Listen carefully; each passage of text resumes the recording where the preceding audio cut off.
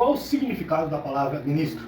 Em 1 Coríntios capítulo 4, versículo 1, Paulo, inspirado pelo Espírito Santo, vai nos dizer que os homens nos considerem como ministros de Cristo. A palavra ministro, no original grego, significa hiperetes e tem como significado um remador inferior.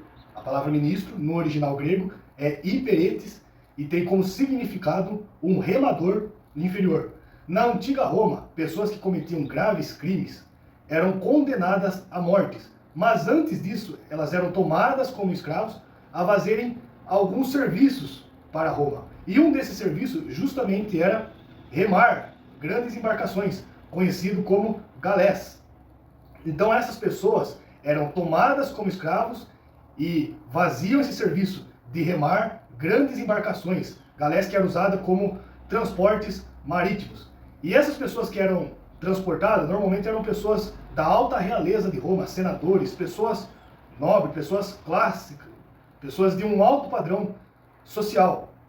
E os remadores, eles não tinham escolha, não tinham outra função, outra tarefa a não ser remar. Este era o último serviço deles antes deles morrerem. Então, a palavra ministro no original significa um remador inferior.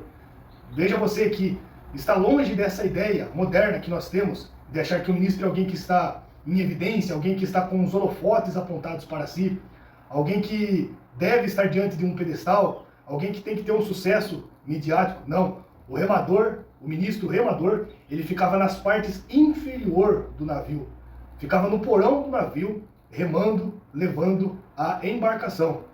E quando a embarcação estava chegando ao destino final, as pessoas que estavam em terra do outro lado já começavam a acenar, começavam a saudar as pessoas que estavam na embarcação, na galé, no navio, na parte superior.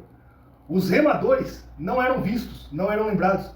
Eles até perdiam os seus nomes, as suas identidades, quando eles assumiam esse serviço. Eles eram chamados por numeração. Era essa a ideia que Paulo está transmitindo à igreja dos Coríntios e também transmitindo aos nossos dias, de que nós somos remadores, obreiros, trabalhadores, servos da igreja, servos de Cristo e do seu evangelho.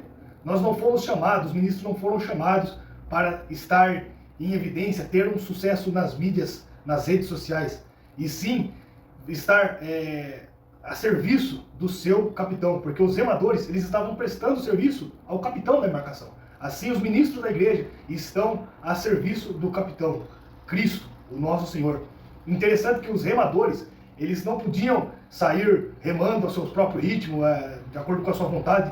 Não, eles remavam sob o toque do tambor do capitão. Assim também o ministro da igreja, ele deve remar, conduzir segundo a vontade de Cristo.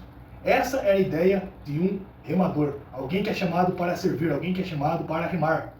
E ali na igreja de Coríntios havia também divisões, vaidade, soberba. Então, o Paulo está falando para a igreja que os homens nos considerem como ministros, ou seja, no plural, são vários remadores, um ajudando o outro, um apoiando o outro, para que a embarcação chegue no destino final.